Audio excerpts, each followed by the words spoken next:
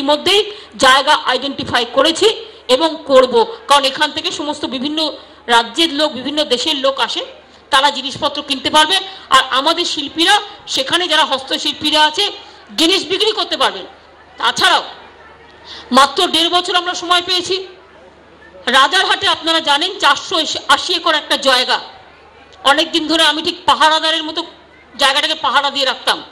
একটা বড় ঝিল আছে যাতে কেউ দখল করে নিতে পারে, সকাল সন্ধ্যে পাহারা দিয়ে দিয়ে ওটাকে আমরা আটকে রেখেছিলাম, আগলে রেখেছিলাম। সেই জায়গাটাকে ঘিরে আমরা একটা ইকো ট্যুরিজম পার্ক করছি, আরবান ডিপার্টমেন্টের আন্ডারে হিটকো করছে, এবং সেখানে 480 একর জায়গায় হাট তৈরি হবে, কটেজ তৈরি হবে, কালচারাল কমপ্লেক্স তৈরি হবে, নানা রকম, এবং দেখবেন সেখানে কয়েক লক্ষ গাছ লাগানো হচ্ছে। শুধু 28 ডিসেম্বর আমরা এটা উদ্বোধন করব, তারপরেও কিছু কাজ বাকি থাকবে।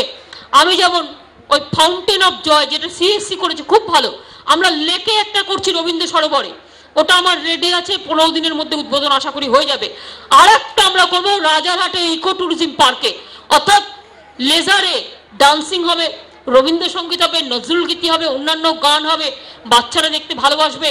এবং সেখানে আমি আর একটা এই বিশ্ব ক্ষুদ্র বাজারের আর একটা নব সংস্করণ করব।